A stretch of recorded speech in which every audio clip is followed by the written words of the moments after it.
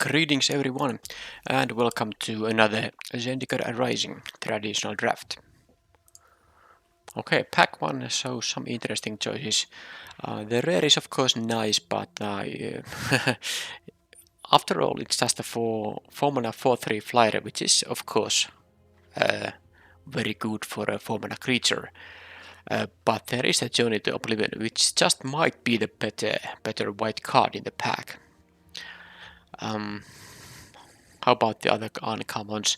Well, the other uncommons are not as good, and the commons really don't compare. So I think the choice is between the rare and this uncommon, and I think the correct choice might just be the Journey to Oblivion. I mean, this is very efficient. You are very unlikely to get another copy of these, so you can't really count on that to happen. I mean, if I knew I'm gonna get another copy of these, I would definitely pick this. But because I would play that in the sideboard. I wouldn't play the two of these in the main deck if I had two of these. I would play one in the sideboard and one in the main deck. I think that would be the better use. But I wanted to pick the Journey to Oblivion there. I think it was the slightly better choice. But if someone would prefer the 4/3 flyer for 4 mana, I don't think it's that bad of a pick either. So I would accept that pick as well. Here we have well, not a very strong pack. There is the Course Lebrand that goes to my colors, but usually this card is better when you have a very defensive deck or with a couple of, for example, card draw effects, like you have a bunch of different ways to draw more cards, or you just have a very, let's say, a high amount of strong finishers that cost a lot of mana, or you are in the black-white clerics archetype, which of course can very much take advantage of this life gain. So I think the choice could be also the Ruin Crab. And well, I mean, I think given that my first pick was a white card, I just take the best white card. I mean, the only white card in the pack actually, and let's see how it goes from there. Here it's gonna be the Nahiri's Binding. The Murasa Sproutling is a very strong card, not the greatest in a green-white deck, which this might be if I pick the green card right now. And the Nahiri's Binding is just a pretty decent removal spell. I mean, it's a double caster and it's an aura, so it has some, drawbacks, but when the opponent can't, take any kind of advantage of the fact that this is an aura, so they don't play blue that can bounce the creature, or they don't play a color that can remove enchantments very easily, then this is just a very efficient 3-mana removal. Although the double caster means that it's somewhat hard to cast in some cases, but you don't mind if you can cast this later in the game. The other choice would be the other white choice would be the Expedition Healer, but it's not as good as the removal, so I'll just take the removal there. However, this pack is pretty weird. I mean, Royal Eruption pick 4 is a very, very weird choice. I haven't seen that many red cards, and this is like the best common in the set. So people have picked like one uncommon and the rare and two commons over this card. So I don't really know what's going on here.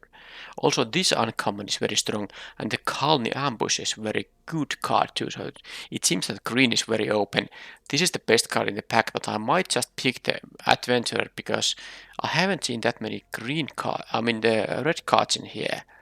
But this kind of, the signal I get here is that green is very open, and maybe just people for some reason didn't pick the red card, but maybe red isn't that open. We'll see very soon. Oh, and now I regret my choice so much now. Had I picked the Royal Eruption, this Kagan Ball Leader would be so great pick right now, but there's no green card in here. The white cards is like a Skyclave Cleric. There's also a good blue card, there's a good black card. Basically anything that's not green is pickable here. Yeah, this Veteran Adventurer, I really thought that the green was open because that pack had several green cards that are quite pickable, each of them, so I don't know what's going on. My choice is between the War Leader and the Skyclave Cleric. I think I can, passing the roll eruption and then picking the warrior is kind of bad, but I just think I want to pick the red card here now because it seems like it might be open. I mean, I don't get it though. This pack doesn't have any green except for the cleric here either. So why did the one pack have so many green cards and one very excellent green card? I don't know what's going on with this draft, but I have to deal deal with the stuff I get past. So I think here the pick is pretty easily the Shepherd of Heroes. I'm gonna play white most likely, and that's a very nice white card here. Okay, green isn't maybe that open now. And then we have like, what's this? Feed the Swamis here, pick 7, that's amazing. Expedition Healer, Pair Tactician. Uh, yeah, I mean, I don't have any other warrior than the warrior here, but this Tactician is very nice if you get to pick some warriors here. I think it's maybe even more likely that I'm gonna play a red-white here than the white-green, but it hurts so much to have passed the. I mean, if I had picked the roll eruption here, it would be so easy to just pick red and white cards here, but oh boy, they didn't make it easy in this draft. I mean, it's a fine pick here. I mean, this was a pick 7 per tactician, and if I'm able to pick some more warriors in here, that's gonna be pretty great. Here we have even 2 good choices. We have the Emirate Captain and the Bug Catcher, both of which I would like to pick here. I think the Emirate Captain is slightly better here. So I'm gonna pick that, but I would like to have the Bugcatcher as well. Here we have also nice options. We actually have a McKinney Stampede and the Spellcraft, which are both very pickable options here. Also the Seagate Panneret, I don't think it's a bad choice if I end up in red-white, although I do have only one red card here now. I think the safest choice is the McKinney Stampede. That leaves me the best options to considering I might really just move to. I mean, I'm not necessarily a red-white deck here. I could be, but I'm not necessarily one. But here we don't have really any interesting choices. I take the Fisher Wizard, which could be a 2-drop I'm gonna play, but I'm not so sure about it. Molten Blast is the choice here, but I will put it to the sideboard for now. Another Cause Leopard, although that's really bad in a red-white deck. That's the problem actually. But it's okay. I'll take it, but I think it's so bad card in a red-white deck. I'm not gonna even play them if I end up red-white. But the other option, I mean, I got the Resolute Strike in the next deck, so I didn't really miss anything. I missed the Resolute Strike, but because I got one already after that choice, it's not really a big deal. But it's kind of weird that this was so late pick. This is quite decent card in many archetypes. Okay, so here we have another Stampede. We have a Tajuru Paragon, which would be very nice if I was playing green in this deck. But we do have the Bug Catcher, and I think I might just. I don't know though. This is a pretty nice card. I mean, the Bug Catcher is not as good, of course, but we have the Wall Leader. I don't know. I don't actually know. But I guess I take the better card here and now and now and now we have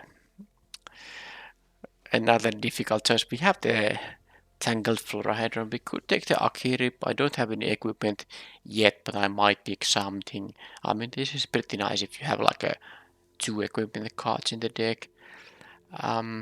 Even if you have to play those bad equipment like the Kite Sail, which actually isn't that bad in a red-white aggressive deck though, but I mean most of the equipment in the set is quite bad, so I'm not that excited about this Akiri, but I'm also not so sure if this green card is worth it. I mean, there's also the Tajuru Blight Blade.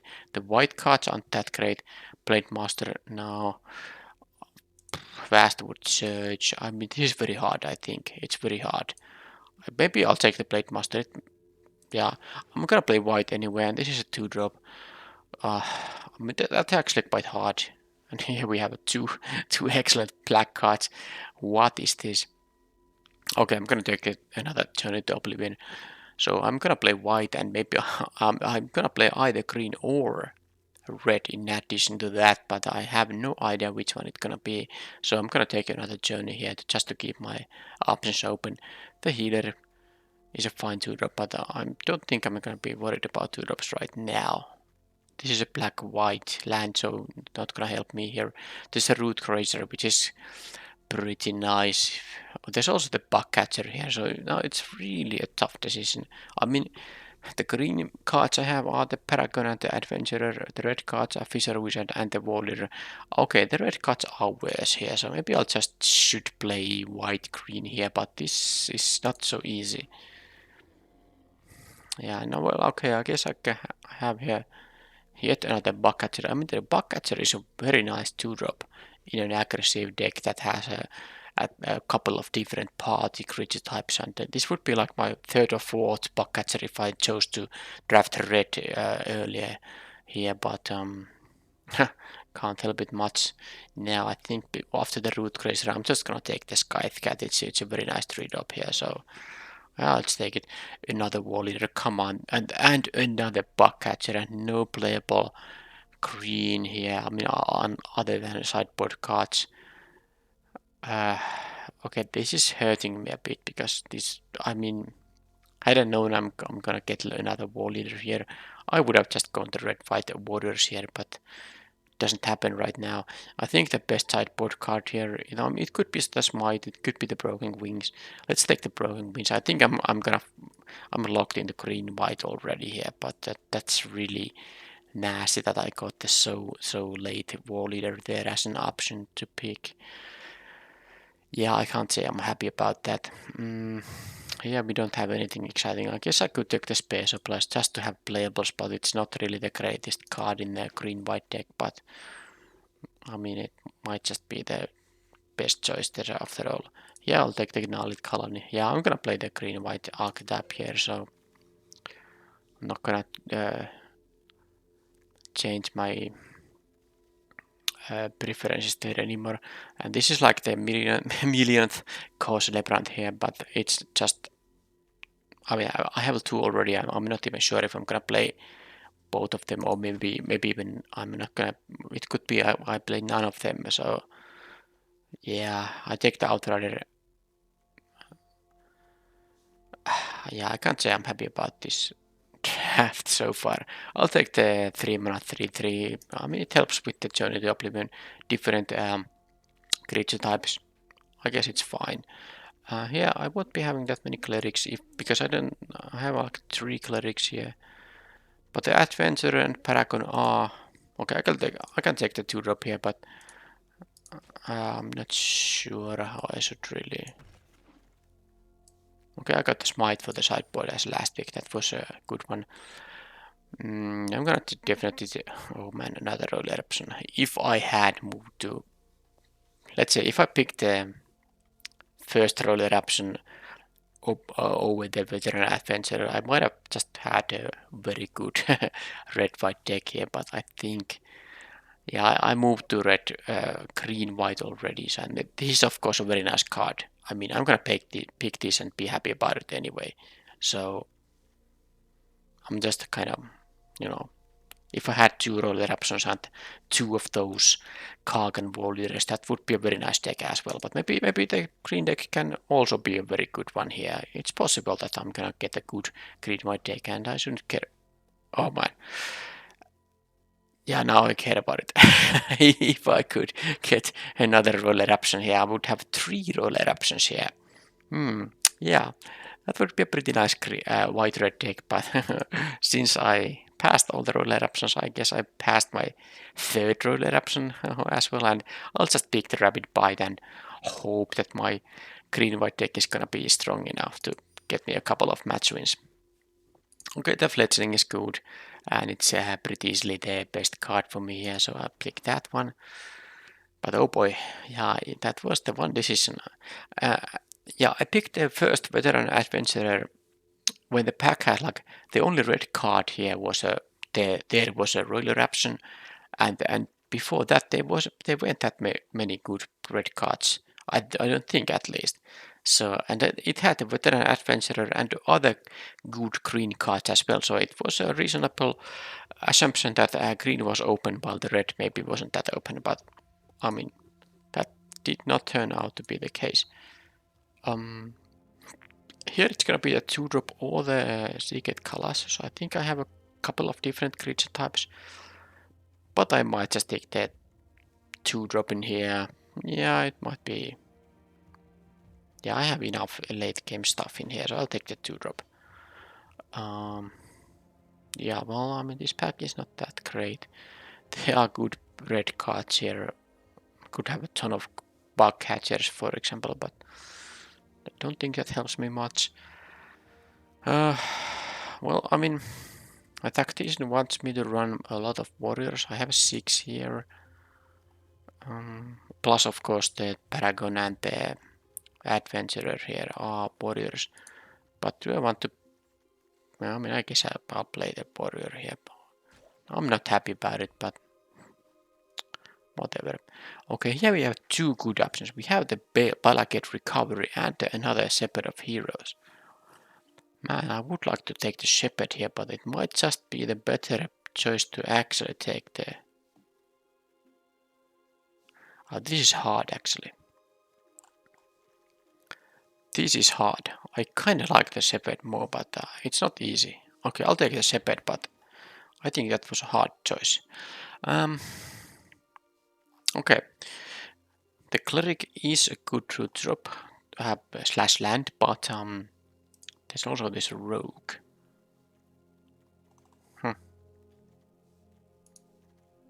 Okay, I'll take the Cleric now. I mean, I'm gonna take this land now. There's Nihilist Binding and Dauntless Survivor here. Man, also the Rolling Record. I mean, I guess it wouldn't be the worst. Dashing Raptor would be fine as well, but it's between these two now.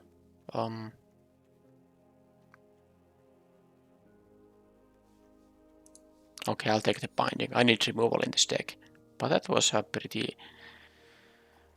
I mean, not so easy decision necessarily. Yeah, it's easier here. The only reasonable card for my deck is the Farsight Adept. And okay, Ascetic. No, I don't need the 5-drop. I have a 5-drop, 2 good 5-drops and the Veteran Adventurer for late game. Practice Tactics or the Dauntless Survivor. I think I'll take the Survivor here instead. Stomper or McKinley Axe. Well, the Stomper is better, although I'm not necessarily gonna play either of them. Spoils is here. Still, okay, I'll pick that. I mean, I'm not gonna play those other 2 cards. Not, and well, I guess I got the Snakecaster anyway. So if I want to sideboard one in, I can't do that. Alright, so draft was one that where I could have actually just picked those good red cards, including 3 Royal Eruptions and 1 additional Kagan War Leader. Because I picked one earlier and then I passed one when I decided I'm not gonna play red here in this deck. And then there were a lot of Krodak Bug Hatchers, which are very reasonable 2-drops, and they are warriors for these things. So I could have gotten a very good white-red deck in here, but well, I went green there. And I do have a bunch of decent green cards. Yeah, that is actually true. So let's not be that sad about it, but let's just make the deck actually here. So how many MDFs I have? I didn't pick that many. The Cleric here and the McKinley Stampede, they are my only ones. So I'm gonna play like a 16 basic lands in here in this deck for sure.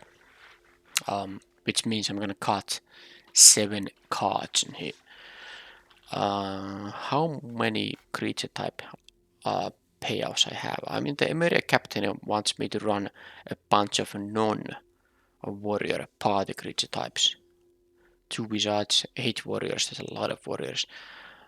6 clerics, no rogues. But I do have a double adventurer and one of these Tajuru Paragons, which are any creature type for the party. So that makes a difference there. So that means I can cut some warriors, but I'm not gonna cut I'm not gonna cut the wizards. I don't think I want to cut that many clerics, but I can actually cut one celebrant. I will cut both of the cell swords I have here, still a bunch of. Although, wait a minute. This Blade Master with 0 equipment isn't very good, so I can actually cut that one too. Maybe the Banneret isn't that great. I have some late game in here. I might want to play the Stomper, I'm not so sure about it, but I mean, I have a couple of landfall things, the Fledgling and the Scythe Cat. They actually are reasons to play the Cassandra Stomper here. The Paired Tactician, of course, wants me to run a lot of warriors. Currently, I have only 5 plus, of course, the Adventurers and the Paragon. Maybe I want to play the Seagate Banneret. Spare Supplies, I think I can just easily cut it. It's not that amazing card. Okay. So I would still need to cut 2 cards in here.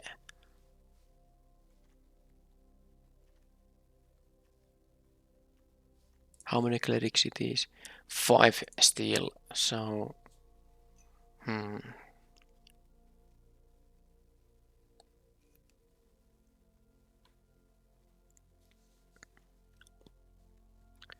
I do have a bunch of 3s, but maybe, I mean, 1, 2, 3, 4, 5. So I'm just considering cutting the Celebrant because I don't have any particular life gain synergy. So if this is like a 3 mana 1/4, is my deck interested in that kind of a defensive card? I mean, I have some late game here, so surviving is something I want to do, but maybe it's still more of a sideboard card, and I will cut this rather than the Farsight Adept.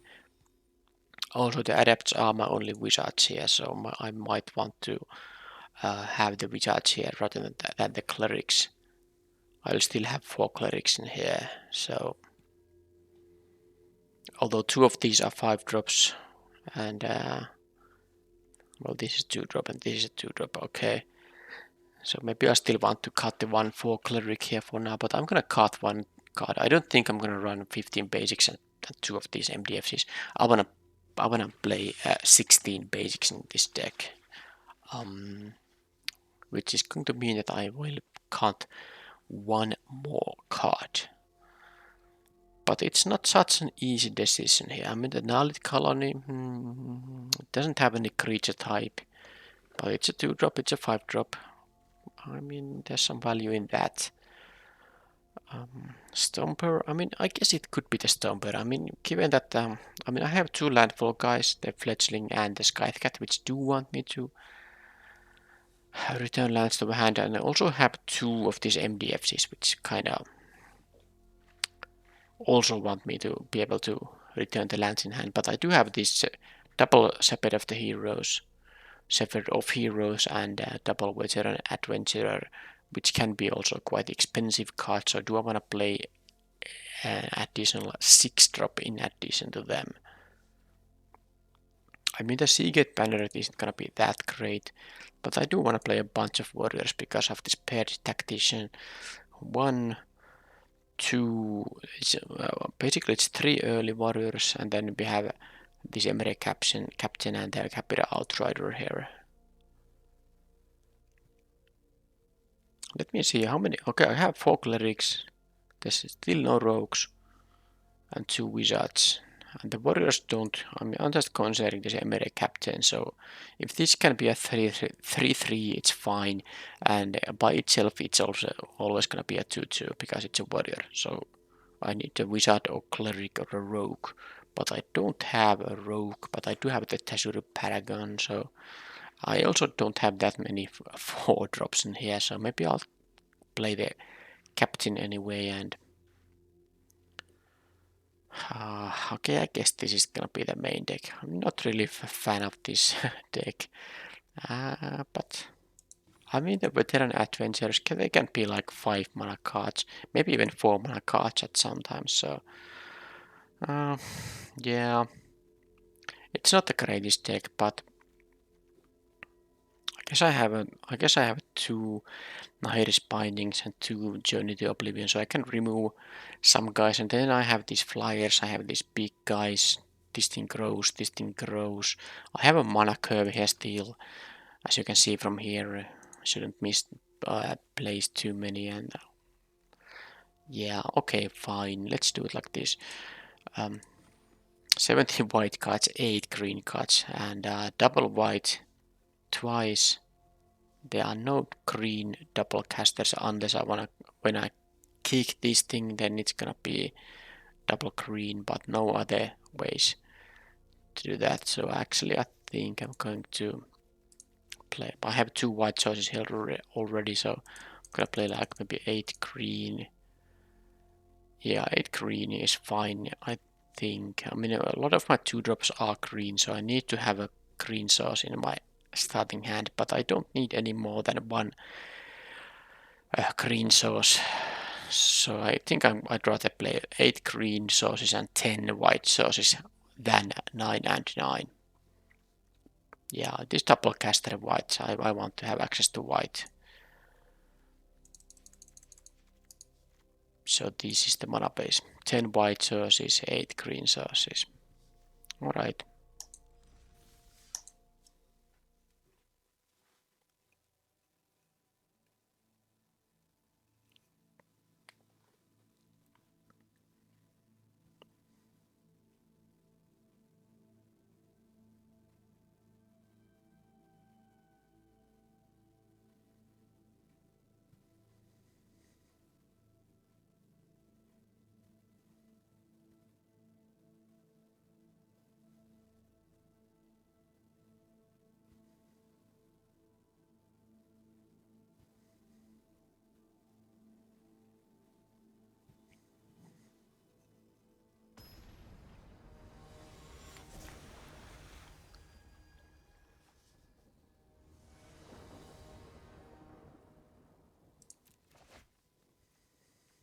Oh, this is tough choice. I mean, I'm on the play here. I have 2 lands, and if I get to draw the third one, I could play the Adept, which draws me an additional card, and I can play the Captain, and these.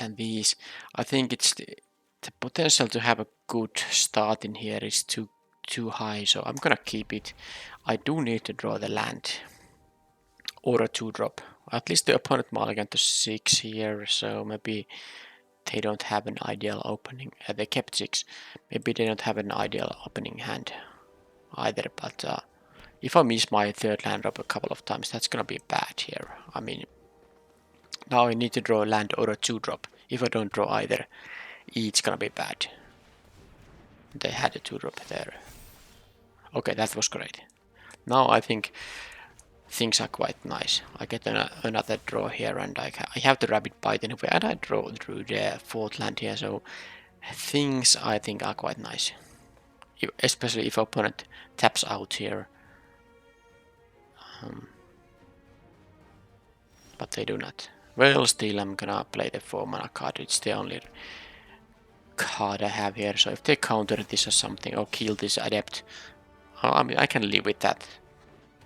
And it's not 3/3 flyer, and I can attack with my ground card. I can trade this to some kind of trick they might have. Yeah, they have some trick here. No, that's fine. I wonder why they didn't attack there, by the way, because I was tapped out. They had a safe attack there. Maybe they just didn't want to trade damage there. Of course, the problem with my attack there was that I could have had the you know, the veteran adventurer drop now if I had 2 different creature types, and this was a wizard, this is a warrior, so I could have done that. So well, I guess it's something I have to live with. Well, I'm gonna attack, of course, because this flies and has vigilance, and then I'm gonna play the Banneret, and then the decision is between the Gnarled Colony and the Rabbit Bite. The Rabbit Bite might be quite useful with this adventurer, so maybe I'll just play the Colony unkicked.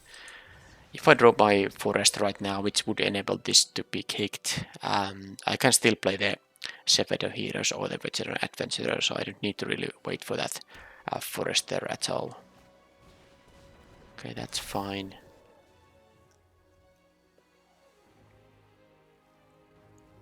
I still can't play the adventurer unless I draw a land. Well, that's a main deck Broken Wing. This is best of 3, but I mean it can be a reasonable card to play. Here I'm gonna just this doesn't have any creature type I'm interested in, so I'm gonna just actually trade these guys. No reason to take the damage. And now I can play the adventurer, and there's no reason to attack first. Yeah, I'd rather play the 5/5 than the 3/4 flyer. So let's see what they're gonna have. They need like a bubble snare for it, or they need to double block, or have another. If they have like a big creature of their own, I can just rapid bite it. So let's see what happens.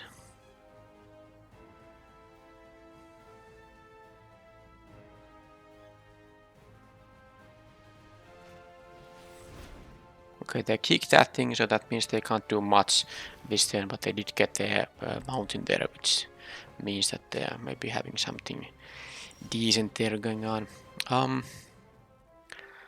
Okay, I think I'm gonna play the adventure right now because that leaves me mana up for the rabbit bite. If they're gonna double block these things somehow, yeah, I mean I could just rabbit bite right away, but I'm not quite sure if that makes any sense. I don't think it does. If they wanna trade both of these guys for the adventurer, they can do that. I will save the rabbit bite for later. They didn't want to. Does that mean that I should use the rabbit bite right now? No, they might have something big and I want to be able to get rid of it with the rabbit bite.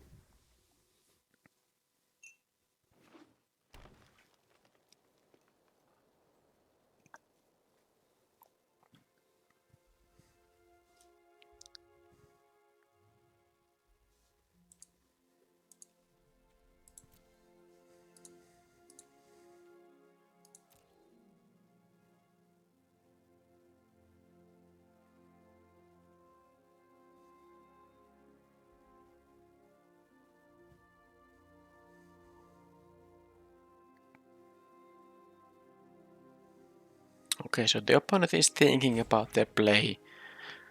They don't have anything obvious because they would have made that one already. They do have 4 cards available here. If they have something like a roll eruption, they can kill one of my adventurers, but sadly that's not gonna be that great. Okay, they can buy back Might of Murasa, alright. And they don't have the mana to kick it right now. They're gonna give some guy +3/+3, but it doesn't help them that much because I have the rabbit bite. So basically +3/+3 means that and they don't have the mana to use both the Might of Murasa and the Swamp Shambler. I could be rabbit biting the Sproutling away. And they can't respond with this because I can respond to that with the Banneret. I do have 7 mana, so I have the mana to play the Rabbit Bite and the Banneret activation. So that could be one thing I want to do. And if they don't do anything, I mean they actually... Well, yeah, I think that makes sense after all. Yeah, let's do it.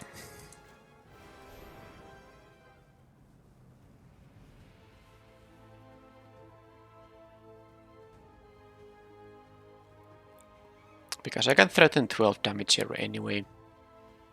So they have to do something. If they don't save the Sproutling...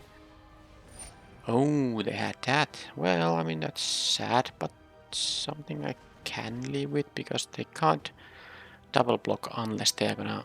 they can double block so that they lose 2 guys. Yep, I'm gonna attack with this.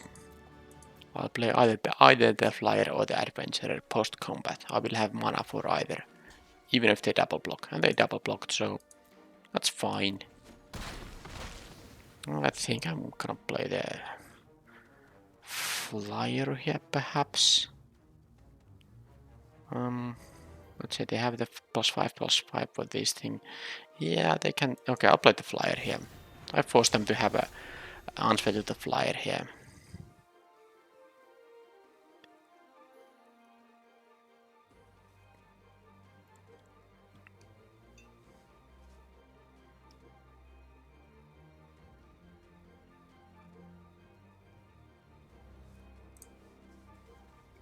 I do have a double Journey to Oblivion and double Nahiri's Binding, so if they play some big guys there, I should be in a decent shape to deal with them. The sampler is of course going to get quite big at some point, but okay, well there's that. Don't have to play it right now though. Although I can play both. I mean, I can play the Adventurer and the Oblivion, Journey to Oblivion, but I'm gonna just attack with the Flyer. These don't have any reach, so let's do it. Then I can play this thing, and then I can have the Journey to Oblivion, which I think I'm gonna use to kill the Swarm Sampler because it's gonna get too big at some point. And I don't like the passive ability either. I mean, if I kill this, target this thing, so okay, that makes no sense. I mean, I guess they didn't lose anything there, but yeah, this has the kinda whenever any creature they control that has a +1/+1 counter becomes a target of spell an opponent controls. Yeah, I mean, it makes sense that I maybe remove that. Besides, it was gonna be a 4/4 here anyway, so it was just a better thing to remove. Alright, so they get more lands there, couple of lives, but they don't have now mana to use the Might of Murasa, so I actually can attack with both. I mean, they can double block and I can only boost one, so that's a problem actually. So because I'd rather attack with the Pair Tactician, because this is a warrior also, so I can make this a 4/3, which can be pretty useful. So I actually am gonna just attack with the flyer here. If I attack with this, they can double block and I can boost only one, so I'm still gonna just trade with the Knowledge Colony, and I don't like that. So let's do it like this, and let's force them to use the Might of Murasa that they have. Next turn perhaps. Of course they will need to find the answer for the flyer. That's not an answer to the flyer. They can get 2 life with this thing when they kick this thing, but let's see, they can have +5/+5, so I mean, let's see. Yeah, I'll take the 4 here. I will attack with the Adventurer and the Pair Tactician. They can't get 2 great blocks with just one Might of Murasa there, so I'm gonna take this 4 damage now. I do have a lot of life here, so I can easily take it. So I'm gonna have 8 mana, it doesn't matter. This is always gonna be 5. So let's see. If I attack with both, they can give +3/+3 or +5/+5 to either of these. But this will get a counter, and I can get the 4th toughness for it.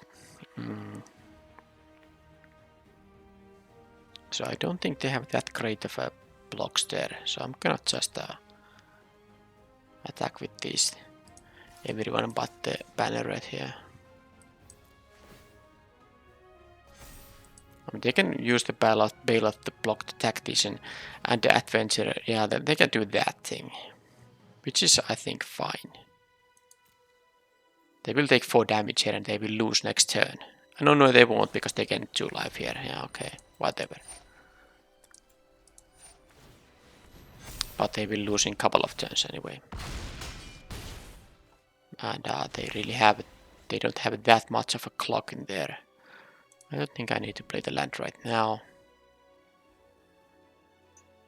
They've been losing 2 turns and they don't have a clock here and good enough clock here. If they can destroy the Shepherd, that's of course gonna be bad. But we'll see. So maybe I'm 7 there. Okay, yeah, I can do like this. I can activate it now and there are 2 and then I can do this and play the planes to get the... I mean, I guess I could have saved the land to have 2 lethal attackers, but yeah, I don't think that's such a necessary thing to do. I mean, if I do draw land next, that means that I can actually, yeah, this will be a bigger guy. And if I draw a non-land card, I think that's a good thing as well. Okay, so they are blue-green with the splash of red. I didn't see what red they are gonna have there, but I did see Might of Murasa there. Into the road. They have a broken wings made, which is very good because I have a double Nihilist binding and I have a double Journey to Oblivion and a double Shepherd of Heroes. So yeah, they have a ton of targets for that thing, but there's not much I can do about it. How about they have a Canopy Bailout. They can have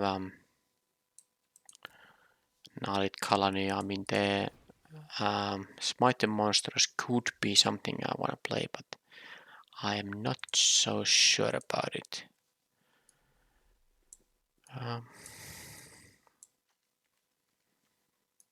Don't really know what's gonna be there. Do I want to play any sideboard anything in? Resolute Strike versus Might of Murasa. I mean, that's some not that great of a counter to that card actually, but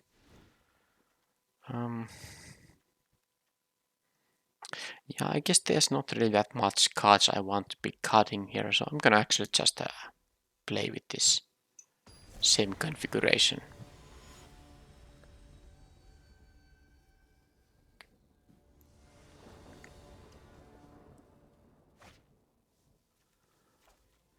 Well, opponent mulligan, but I have this adept here, so I'm gonna keep it. I have the 3 mana and the...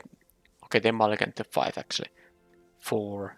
Okay, that's pretty crazy.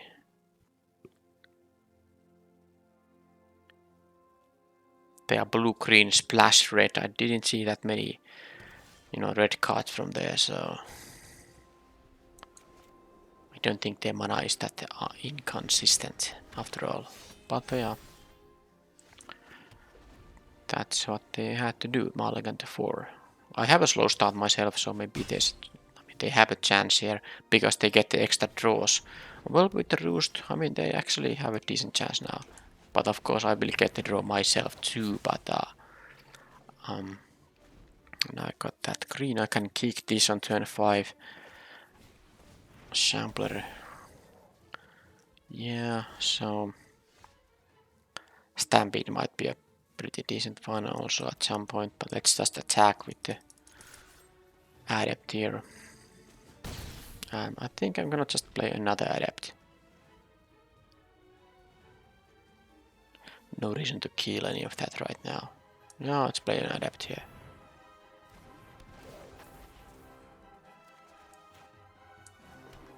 So next turn I can play the Paragon kicked if I want to, or the... I'm not so sure.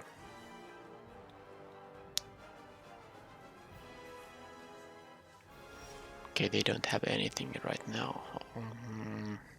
I could play the Tactician and the Healer, but problem is that the Tactician doesn't have any trigger for the following turn, but I need a warrior for that thing. So maybe I'm just gonna attack with them both.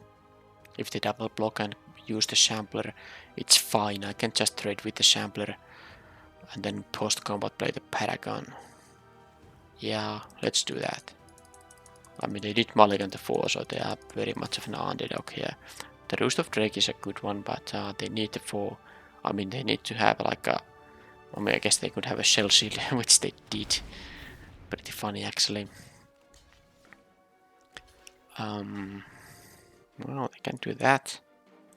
I killed the flyer anyway, so don't think it's that much of a big deal to me. So yeah, I'm gonna just use my mana efficiently and I will kick this thing. I have 6 cards in hand, so I can kick this and get 1 card if I get any card here. I got the Seagate banner, which is fine. I don't have to discard here.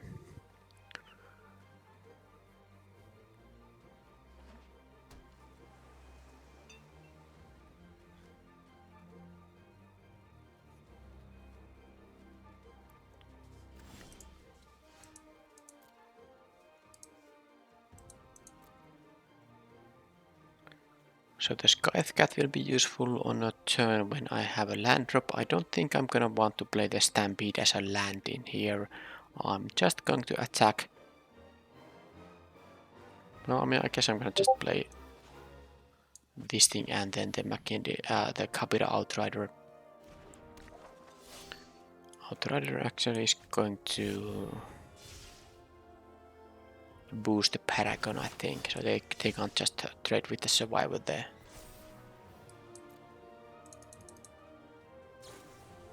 Grasp, okay, that's fine. I lost my captain, that would have been a very good one. Anyway, they can't still because they used all the mana, they can't have the boost for the Shambler, it's fine. And now I can threaten this activation, so their blocks are so much worse now. I mean, they're putting a good fight here actually, considering they mulligan to 4. And they have the Roost of Drake, so that means they can get some 2/2 flyers there. But my hand is of course very nice here.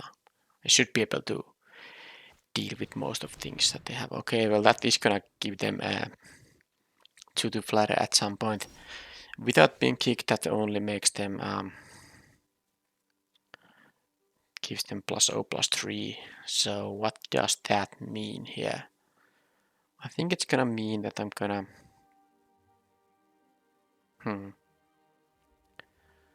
not that sure. I have the 5 mana, so I can have the threat of activation, so I'm gonna actually just attack with these two and have the threat of activation of the Seagate Banneret up. See what happens now.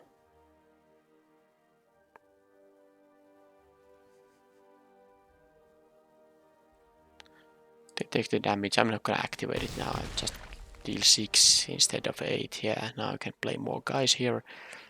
Which is gonna mean that I'm gonna play the Scythe Cat and the Fledgling, I think.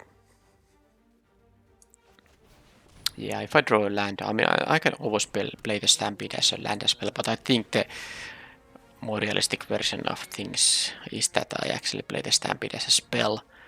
And if I draw, for example, a land here, it's gonna be... Yeah, I mean, I have more attackers than they have blockers, so they shouldn't have that easy time there at all. They can play this kick to get another blocker, but let's see if I draw the land first. I did not. So if I now just play the Stampede, they can make a 4th blocker with this thing. Yeah, it's not quite lethal. So I have to, for example, have the Nahiris binding on this thing, but they can kick it and kill the make the hexproof happen, so I'm actually not gonna do that. I'm just gonna attack here instead with my 3/3s and 3/2. Yeah, that makes sense. I'm not in a particular hurry in here. I can wait for land drops to do stuff with the Fledgling. They don't have that great blocks. They can boost this once, but or they can use this thing to not lose a blocker, but I don't think I care about it that much. I will be playing the Tactician and the Expedition Healer here anyway. So yeah, they can do that. But they can boost also its power, so they get a free block here. Unless I want to... Well, let's see what they're gonna do with the blocks. I have the banner right there anyway. They just... Yeah, okay. That's fine. I killed the flyer. And now I could... I mean, if I boost these guys, this is actually gonna kill both of them. And it's gonna make them... This will be a 3/6 because they can activate it. It's gonna kill the Paragon either way. And these are gonna trade either way. So I can use the mana here to actually kill both of these things. Or I can use my mana to play the healer and the tactician, for example. That's interesting, actually. I think playing the spells is better, after all. Because I can't kill the sampler. It's gonna be a 3-6. It will kill this thing regardless, so... It's not so easy decision, actually, but I think it makes more sense to play the things here, but I'm not so sure, really. Yeah, okay, fine. Maybe it is just better.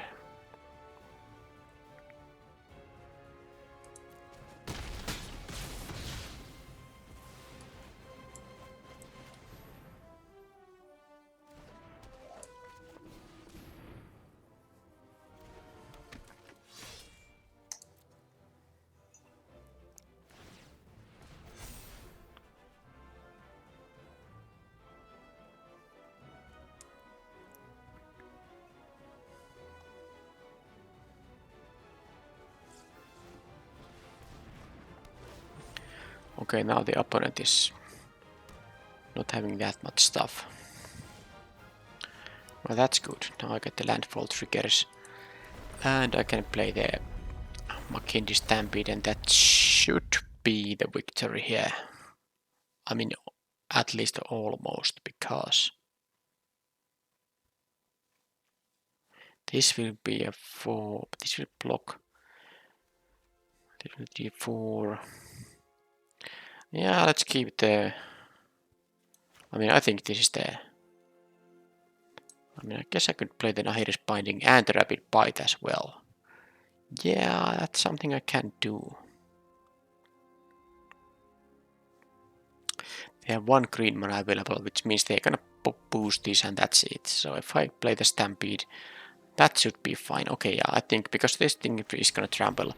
If they block this with the sampler, it's gonna trample for 1 anyway, so this should be lethal.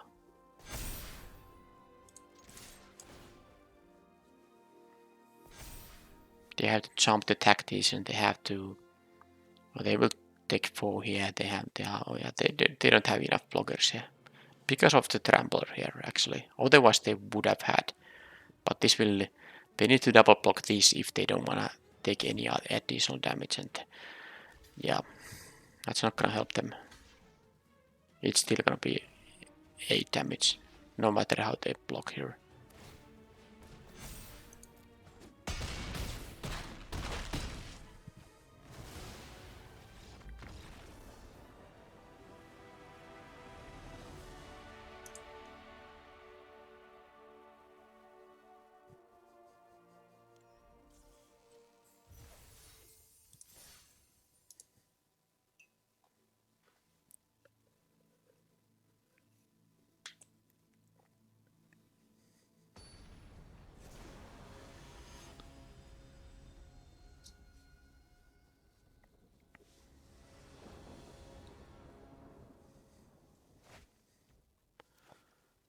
This is a 1-lander, I have to mulligan that one.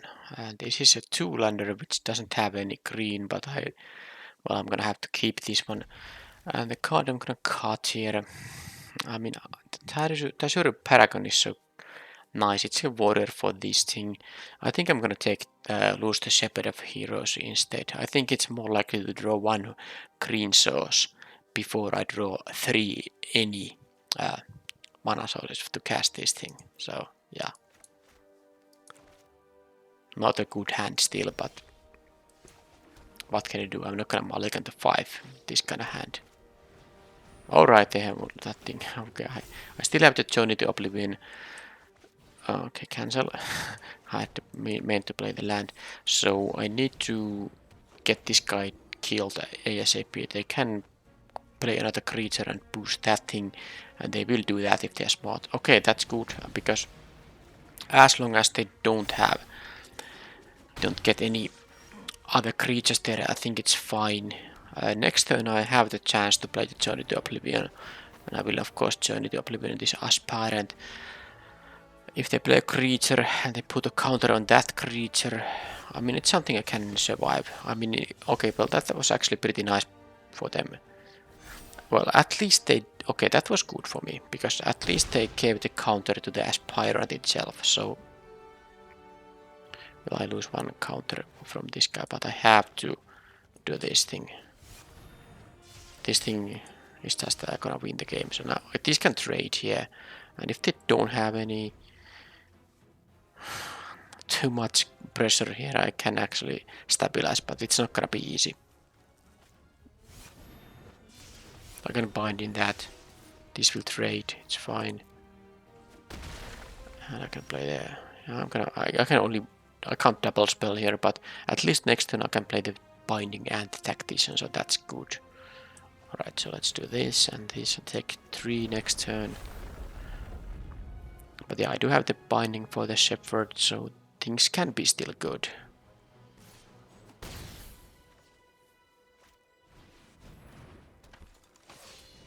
Okay, I can... Okay, that's not ideal, but...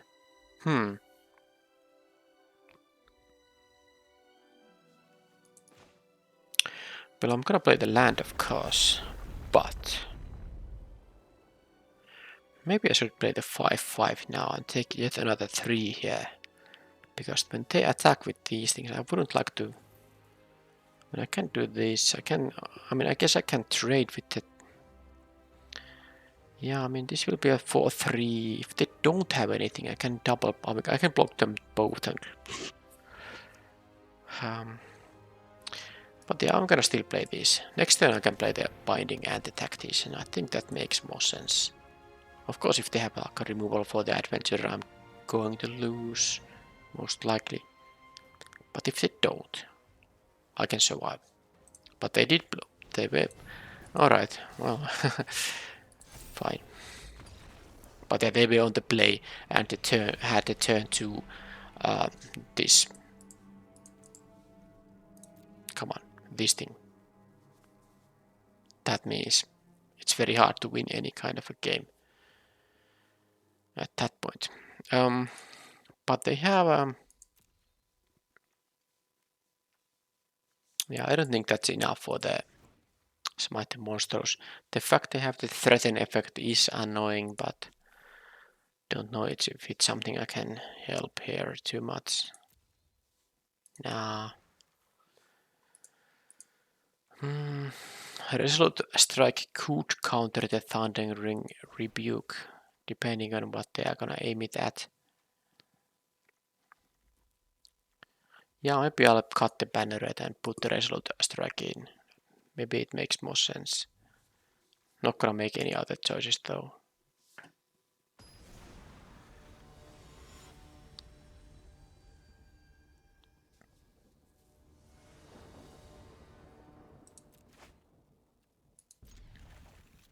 No green here.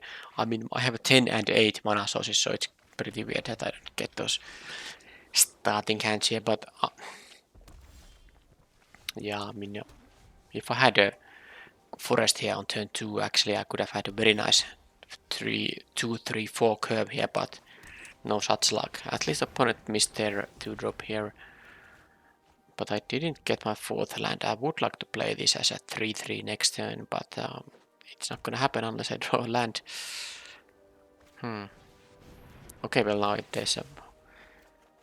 Okay, well actually now that I drew a forest, I'm gonna actually go with the Paragon into healer, because this will then be a 5-5.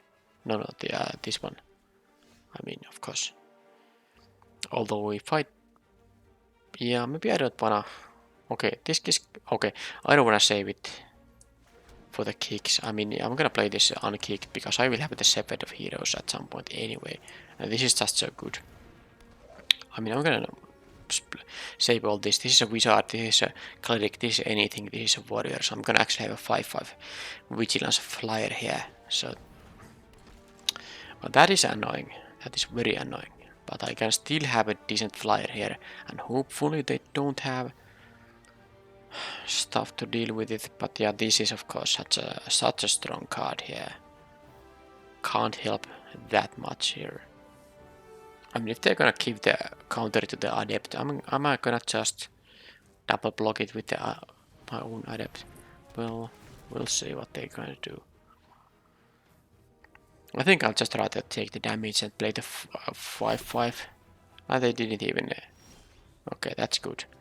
So I'm gonna just play the Emery Captain first, and then I can't attack because they have a 2-4 in there. Yeah. Next turn I will have the Shepherd of Heroes, which will gain me 8 life. That is pretty nice.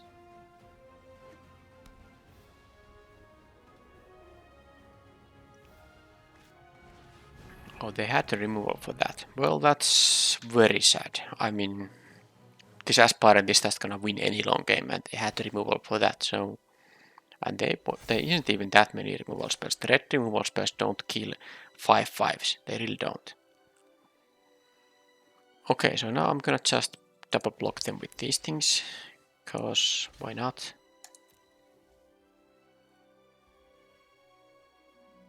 Oh, they have some effect there. Okay, well, I can just concede then. I mean, yeah, sure. They had it all. I need to... That was way too much. I mean, yeah, of course I had 20 life, but they got 2-4-1. They killed my 5-5. They had the Luminar Aspirant for which I didn't have any answer. So it was just... there was no way I'm gonna win that match. I mean, that game. Yeah.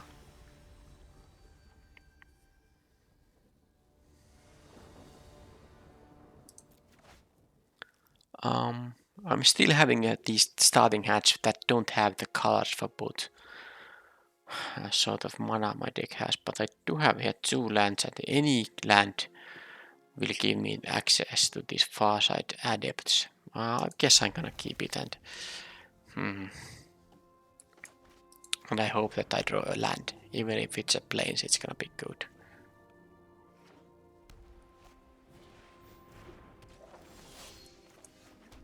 Well,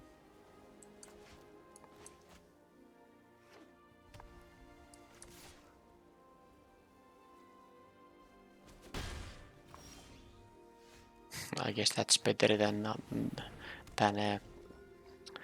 non-land spell that costs more than 2 mana. But yeah, I mean, of course, this was a risky keep, but on the other hand, I'm playing 18 mana source in the deck. I mean, well, shouldn't have that many tough choices here for the... I mean, I guess I could have mulliganed this hand, but I need only 1 land to play these things here, so... An opponent didn't do anything, but of course it's just a matter of time when they can just get enough good of a board state to actually just be so far ahead of me. I mean, yeah, this is not gonna add to them their board. They will get a card there. So if I draw a card, land card right now, I'm gonna be in a reasonable shape here, but if not... Yeah, after them drawing those 2 cards, I don't think there's much chance for me if I don't draw a land right now. So I actually drew 4 cards, none of them was a land, so yeah. Gonna have to discard something, it's not gonna work. Not gonna work there anymore at that point. Let's just try this thing again. I don't think there's any reason for me to consider sideboarding because I didn't see anything from the opponent. So let's try to have a good starting hand here, perhaps. 2-lander, but again, this is the same situation. I have 3-drop, 3-drop, 2-drop. I mean, I'm gonna keep this because I'm supposed to draw. It's way more likely to draw the land at, let's say, in 3 to 4 draw steps than not. So, don't really know why I would. Well, apparently it is just impossible to draw the land. So, I mean, I guess this is the. I still have a 2-drop here, but I mean, I need to draw it right now. Otherwise, things are gonna be very bad. Well, opponent is not doing anything, and I drew another 2-drop, which is better than a non-land expensive card, but come on. I again drew 3 cards, none of them was the land. I only need 1 land, because that will let me play the Adept and the Tactician and stuff like that. But Opponent has only access to white mana here, but let's see. I mean, if they play a 5/4 drop, I might just be unable to attack. Okay, well, I mean, that is a funny.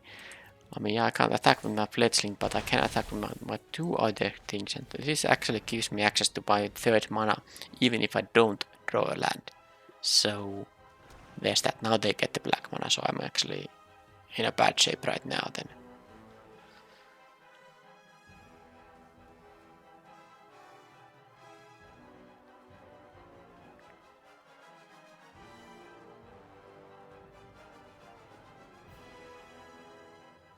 Yeah, they have 5 mana available. I have 2 mana available.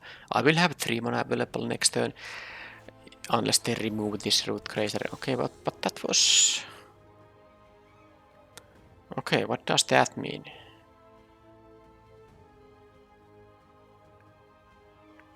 I'm gonna play the Adapter, I think. Yeah, so I'm gonna just attack with everyone. If they block with them, if they block the Root Grazer, I don't care now that I drew the land here.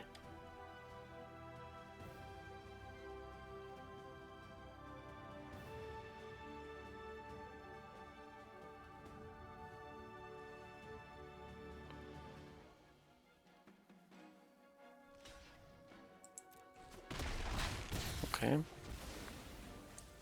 So now that they did block the Root Grazer, I can have this Adventurer happen on the next turn. But that's pretty nice actually.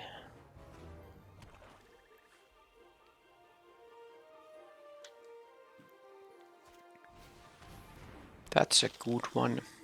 I can Nahiri's Binding that though.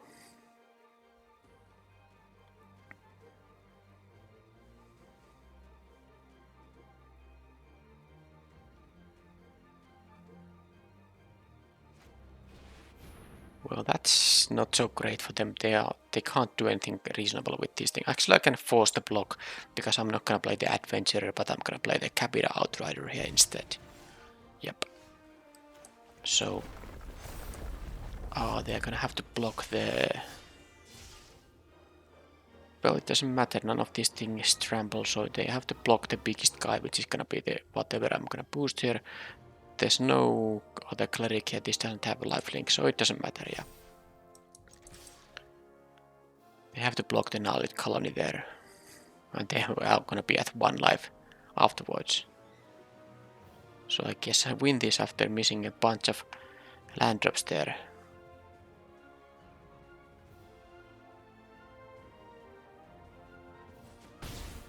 Okay, they just didn't want to block at all. Fine. So I saw an Nahiri's Binding, but I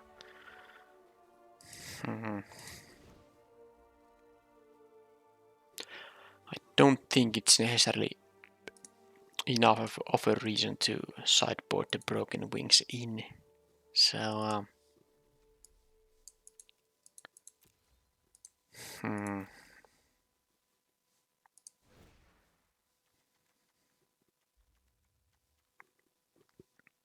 yeah, I think my cards are reasonable enough. I don't want to sideboard anything out here, so I'm gonna just keep it and hope that maybe I will get some reasonable draw here, not missing any land drops.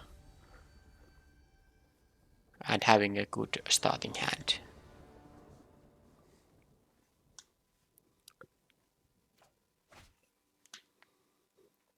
Well, this is a one-lander, so yeah, mulligan this thing. Well, it's not ideal I miss a 2-drop here, this is not the true... Keep this one. Wait a minute. The opponent mulligan too, but...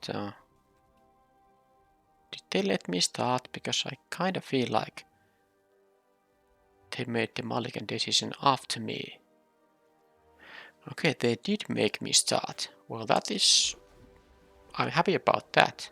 And opponent mulligan too, so we are pretty even here now. So I have the 3-drop, I have the 4-drop, and I have the Rabbit Bite here, so yeah, I don't mind. This is fine. Both get to draw a card here, but well, at least I have a 3-mana 3/3. That I can kill with the Rabbit Bite. That's a good one. And I can kick this thing. Most likely, of course, but we need only 1 land.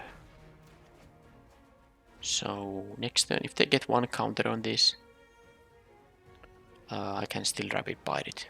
I basically hope that they tap out for something and so that I can kill this safely. That does mean, well, I mean, yeah. Okay, they can do that, so... only one green mana. Yeah, I'm just going to perhaps, I mean... Let's see, if they get one counter on it, I can rapid bite on the next turn too, so I actually should play that just the Root Grazer and the Banneret here. Next turn I can rapid bite it. If they get only one counter, I hope they don't get another. It will get a counter. Okay, one counter turn, but then again there's the aura. Alright, this is bad.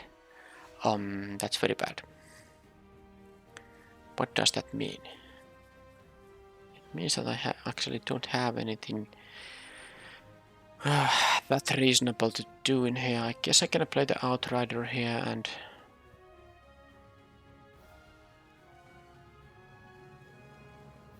Yeah, no I'm not gonna rapid bite the Cleric of Icebound. I have to rapid bite the Hierophant there. So let's actually...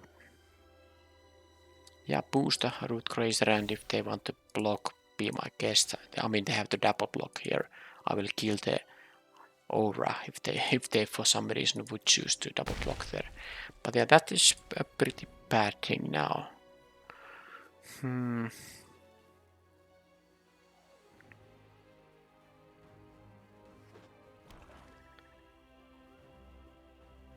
Yeah, I have to save the Rabbit Bite for the Aura, and then I have to block, draw the... I mean, I have 2 Nahiri's Bindings, and I have 2 Journey to Oblivion, I think. So that does mean that I have answers for the Cleric of Lifespawn anyway, so things are not that bad.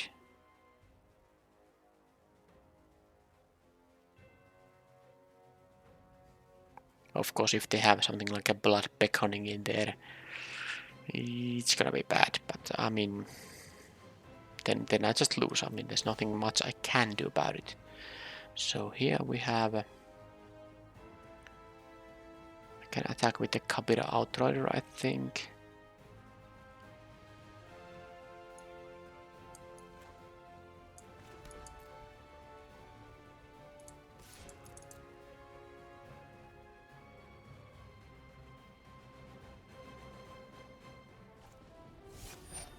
Okay, they can do that. I'll just kick this thing right now. It's the best use for Moana.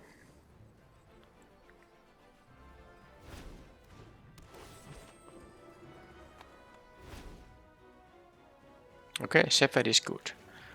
There was one Nahiri's Binding there, but there were no Journey to Oblivion, so even though one of these 5 cards is gonna be a Nahiri's Binding, I have still 1 Nahiri's Binding and 2 Journey to Oblivions in the top 22 cards of my deck.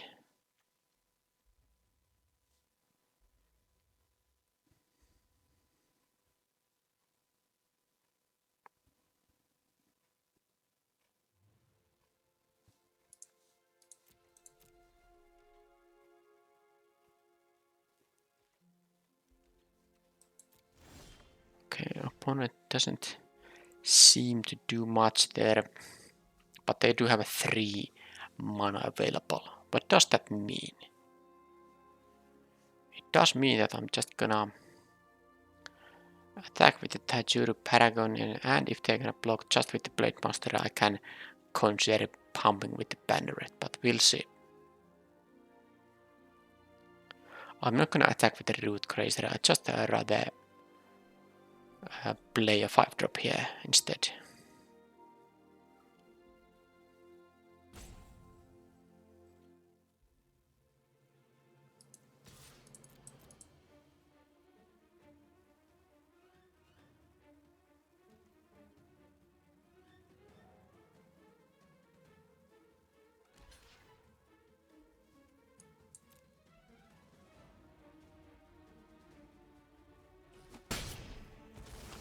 Okay, so they're gonna have some kind of a way to return this perhaps, or they just wanted to grow this guy to be a 4/4, which is, I mean, something that can maybe be reasonable.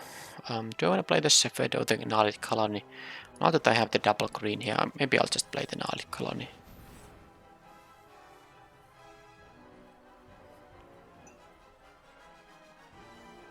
I do hope they don't have discard too. Mind Drain here would be so horrible. I guess I can return one land to my hand with the Root Grazer, so it wouldn't be the most horrible thing, but I think I will want to have access to both the Cepheid of Heroes and the Rabbit Bite, after all.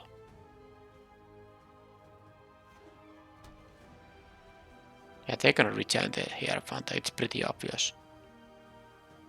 They were pretty eager to block with it anyway. Yeah, that's like a no big surprise at all. But I'm gonna use the Rabbit Bite to kill the Hierophant. This will be a 5/5, but I guess I'll just have to remove draw a removal for that thing.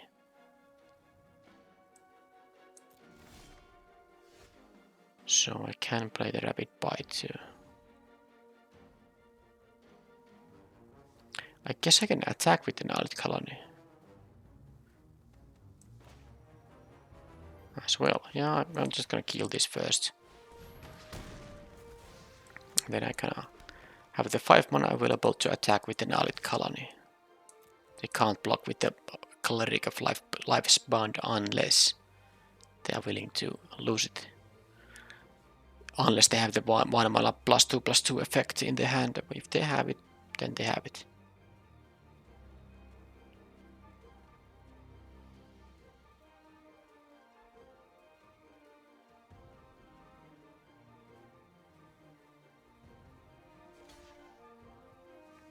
Oh, so they do have another practice tactics.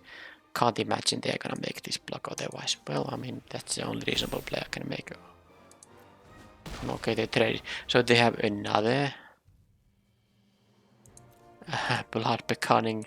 Well, if they do, I mean, or they thwart the grave, you know, who knows what they have, but I can't imagine them making that block if they didn't have ways to get stuff back from the graveyard. The Silencer doesn't do that much. They can kill the Seagate banner right there. Well, they can do that, but I mean, I got rid of the biggest threats, the Aura and the Cleric of Life's Bond. I'm pretty happy about this. They don't have any reasonable attacks there. And I have the Cepheid of Heroes in here. I can attack with this, but it makes no sense because I don't want to trade. I might draw the Fearless Fledging or the other landfall thing, Scythe Cat, and I can play these things right now and yeah, just go for it.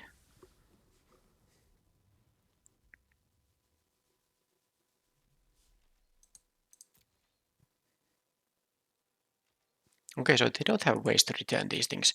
Well, then things are quite nice. I will actually return a land here because if I can draw a landfall guys here, so I'd rather have a land in hand than not. Alright, that's fine. And I don't mind trading here. So let's just attack with these 2 guys.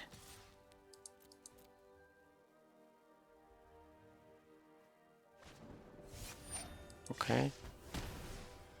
That's fine.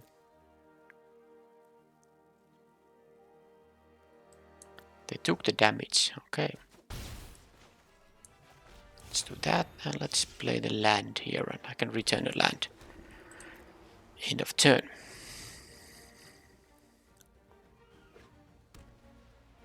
I play the land because I don't wanna get hit by Mind Drain here.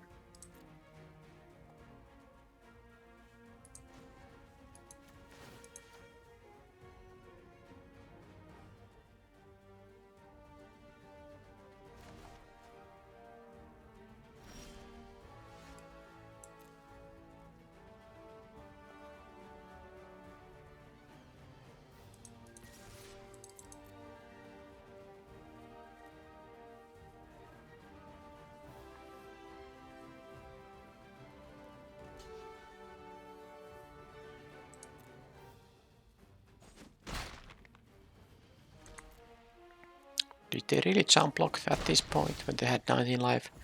I guess they did.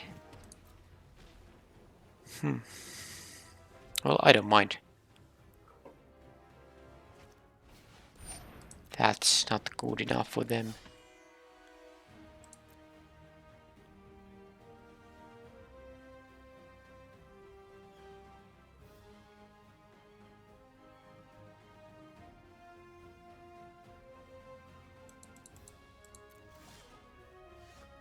Well, there's the fledgling.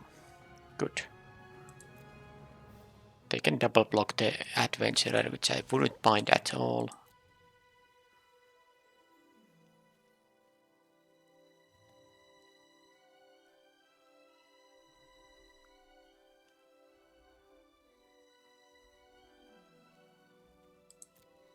They take the damage.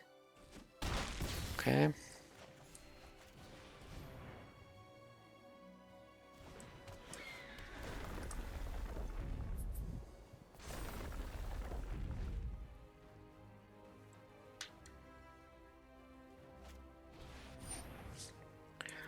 Well, that is not a bad draw. They get two very reasonable cards because they can choose two from the top four, but they do lose 4 mana for this turn and they paid 2 life for that thing. So, and that Marauding Blight Priest isn't the best possible thing that they could have. So, yeah.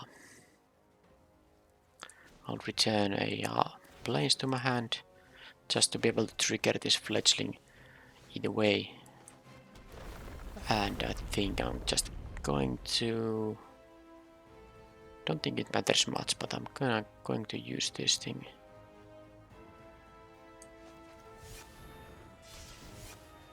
I guess the Blight Priest should be there. And if I attack with everyone, they have to, this will go through, they have to block these and they will probably... Yeah.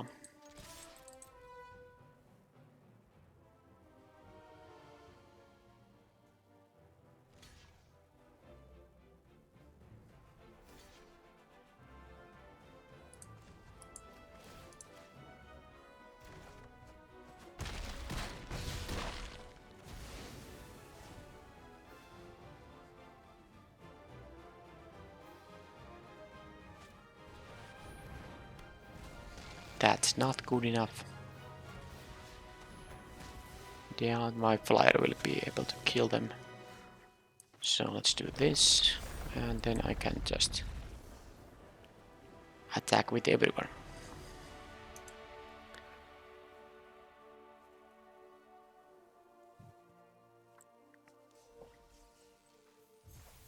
Okay, so in the end that was a 2 match win result. Which I guess given the deck was pretty acceptable. I don't think the deck was that amazing after all. Either way, that was the end for this video and I hope you enjoyed it and I will see you next time. Bye bye.